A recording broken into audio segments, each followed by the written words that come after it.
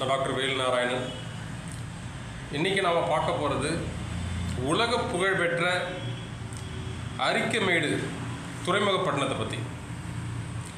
அதுலேயும் குறிப்பாக வெகு காலமாக தமிழர்கள் ஒரு தவறான நம்பிக்கை கொண்டுள்ளார்கள். அது என்ன நம்பிக்கைன்னு பார்த்தீங்கன்னா, இந்த பிள்ளையார் விநாயகர் கணபதி, இந்த பிள்ளையார் வழிபாடு பல்லவர் காலத்தில் தான் வந்துச்சு. அதுக்கு முன்னாடி சங்க காலத்தில் பிள்ளையார் வழிபாடே இல்லை அப்படின்னு ஒரு முழு பூசணிக்காயை சோத்தில் மறைச்சி அது ஒரு தகவலாக பரப்பிட்டு அதை நம்பிக்கிட்டு இந்த தமிழர்கள் இருக்கிறாங்க. ஆனால் புதுச்சேரியில் உள்ள மிக பழமையான எம்போரியம் என்று அழைக்கப்பட்ட, அதாவது பூம்புகாரை விட பெரிய இடங்களுக்கு ரோமானியர்கள் எம்போரியம் என்று பெயர் வைத்தார்கள். அப்போ பூம்புகாரை விட மிகப்பெரிய பட்டணம் இது. அப்படிப்பட்ட இந்த பட்டினத்தில் இருக்கும் தொல் எச்சங்களில் விநாயகரின் சுடுமண் உருவம் இருக்கிறது. இதனுடைய காலகட்டம்னு பார்த்தீங்கன்னா கிமு 5 முதல் கிபி 2ஆம் நூற்றாண்டு வரை கடைச்சங்க காலம். இந்த கடைச்சங்க காலத்தில் இங்கே இருக்கக்கூடிய சுடுமண் பொம்மைகளில், சுடுமண் சிலைகளில் கணபதியின், விநாயகரின் உருவம் இருக்கிறது, யானை முகத்தாரின் உருவம் இருக்கிறது, சிவனின் உருவம் இருக்கிறது, சடை முடி தரித்த சிவனின் தலை உருவம் இருக்கிறது. அப்போ தமிழர்களுடைய மெய்யியில் எப்படியாவது மறைக்கணும், இருட்டடிப்பு செய்யணும் என்ற ரீதியில் சிலர் இயங்குவதாக தெரிகிறது. சிவன் தமிழ் கடவுள், விநாயகரும் தமிழ் கடவுள். அதுக்கான ஆதாரங்களை இந்த பதிவில் நாங்கள் பார்க்க போகிறோம். ஓகேங்களா? வீடியோக்குள்ளே போகலாமா? வணக்கம் நேயர்களே. இப்போ நீங்கள் பார்க்கக்கூடியது அரிக்கமேடு பகுதி. இது அருகன்மேடு என்று சங்க காலத்தில் அழைக்கப்பட்டது. பொதுக்கம் எம்போரியம் என்று கிரேக்கர்களால் அழைக்கப்பட்டது. இப்போ நீங்கள் பார்க்குற கட்டிடம் சங்க காலத்து கட்டிடம் கிடையாது. பல பேர் இங்கே வரவங்களாம் இது சங்க காலத்து கட்டிடம்னு நினச்சிட்டு இருக்காங்க. இல்லை, ஃப்ரெஞ்சு காலத்தில் கன்னியாஸ்திரிகள் தங்கும் மடம் ஒன்று கட்டப்பட்டது. அந்த மடத்தோட எஞ்சிய பகுதிகளை தான் இப்போ பார்க்குறீங்க. இன்னும் உள்ளே போக போக இந்த அரிக்கமேட்டு துறைமுக பகுதி வரும், அதை நீங்கள் பார்க்கலாம்.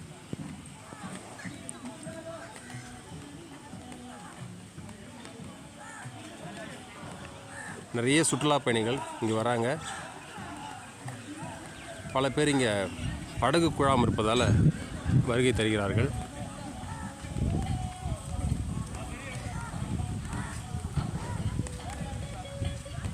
மக்களே, இப்போ நீங்கள் பார்க்குறது தான் துறைமுக பகுதி. இங்கே கிடைக்கக்கூடிய கல் தான் பார்த்திங்கன்னா 2500 வருஷம் பழமையான கற்கள்லாம் இங்கே தான் கிடைக்குது. அதை உங்களுக்கு காட்டுறேன் பாருங்கள்.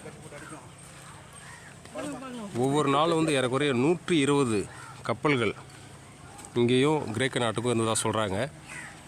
இப்போ நீங்கள் பார்க்கக்கூடிய அந்த கல்லாம் பார்த்தீங்கன்னா, இப்போ இந்த கல்லோடைய டெக்ஸ்சர்லாம் பாருங்கள். இந்த கற்கள்லாம் பார்த்திங்கன்னா ரொம்ப பெருசாக இருக்கும். இதுதான் சங்கம் ஏஜ் பிரிக்ஸ்ன்னு சொல்லுவாங்க.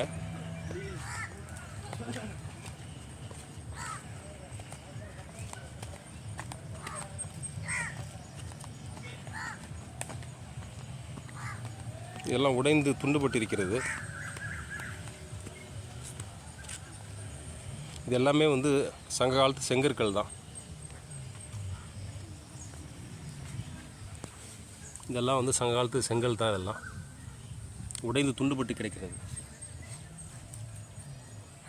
வழி நெடுகளுமே பார்த்திங்கன்னா அந்த மாதிரி கற்கள் தான் நிறையா இருக்குது. இந்த இடத்துல கூட பார்த்திங்கன்னா இந்த கல் அமைப்புகள் தென்படுகின்றன.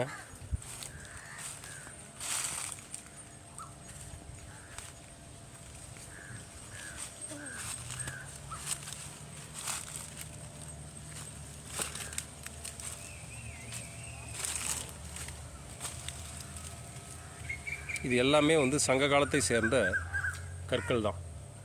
மிகவும் பழமையான கற்கள். அதாவது ஒரு 2500 வருஷம் சொல்லலாம்.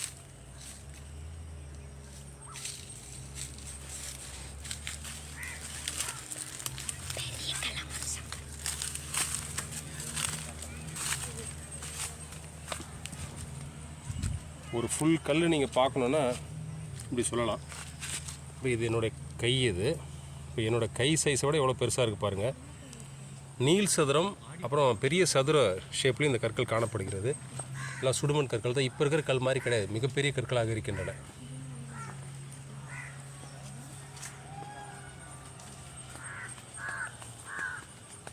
சுற்றுலா பயணிகள் வந்த வண்ணம் இருக்கிறார்கள்.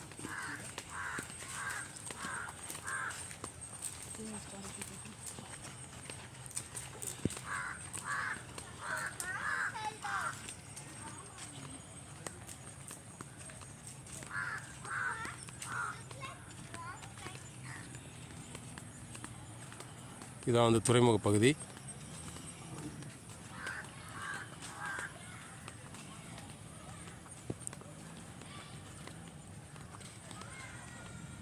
ஒரு நாளைக்கு 120 கப்பல்கள், பாய்மரங்களை விரித்த கப்பல்கள் இந்த பொதுக்கும் துறைமுகத்திற்கும் பண்டைய கிரேக்க நாட்டிற்கும் இடையே சென்ற வண்ணம் இருந்தன. பெரிப்ளூஸ், தாலமி போன்ற கிரேக்க அறிஞர்கள் இந்த விஷயத்தை நமக்கு சொல்கிறார்கள். இப்போ இங்கே இருக்கக்கூடிய இந்த படிவங்களை பாருங்கள், கல் படிவங்களை பாருங்கள். இது எல்லாமே சங்க காலத்தை சேர்ந்த கற்கள் தான். இந்த கல் பேஸ்மெண்ட்ஸ்லாம் பாருங்கள். இந்த கல் பேஸ்மெண்ட்ஸ்லாம் இந்த கற்களுடைய சைஸை பாருங்கள்.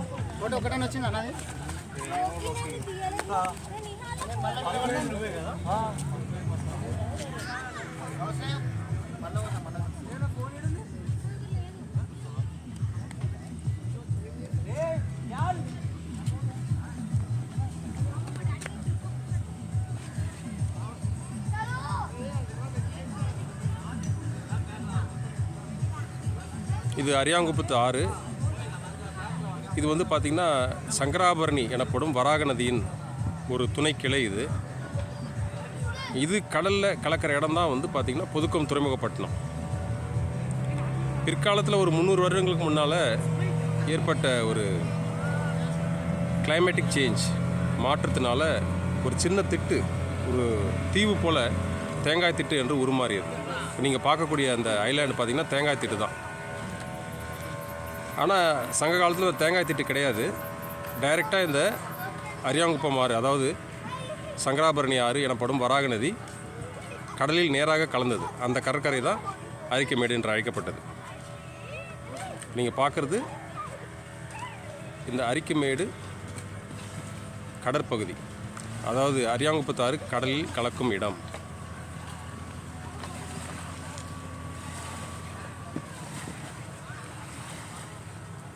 இங்கே பாருங்கள், இது வந்து ஒரு செங்கல். இதோட சைஸை பாருங்கள், கொஞ்சம் மெலிசாக இருக்கும், நீட்டாக இருக்கும். இது உடைந்திருக்கிறது. இதெல்லாம் வந்து பாத்திரங்களோட விளிம்பு, ரிம் பாருங்கள், பாத்திரங்களோட விளிம்பு தெரியுது. இதெல்லாம் சங்க காலத்து பாத்திரங்கள் தான். இப்போ நான் கண்டெடுத்தது இதெல்லாம் பாத்திரங்களோட விளிம்பு. இந்த ரிம்மு பாருங்க, இதுவும் அந்த ரிம் தான், விளிம்பு, பாத்திரங்களுடைய விளிம்பு. பானை ஓடு எல்லாமே வந்து மண் பாண்டங்கள் தான், மண் பாத்திரங்கள் தான். இதெல்லாம் வந்து செங்கல். இது எல்லாமே பாத்திரங்களுடைய எச்சங்கள். இது வந்து முதுமக்கள் தாழியாக கூட இருக்கலாம், அதோடைய எச்சமாக கூட இருக்கலாம். இது எல்லாமே வந்து பார்த்திங்கன்னா பாத்திரங்களோட விளிம்புகள் தான் எல்லாமே. இது இப்போ இந்த இடங்களில் கிடைக்குது, அதுக்கான ப்ரூஃப் தான் அதெல்லாம்.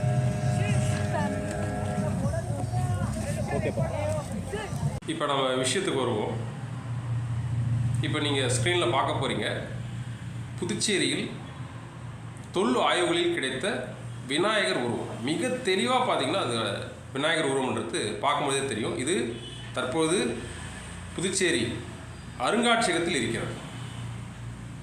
அதே போல் சிவனின் தலை உருவமும் இருக்கிறது.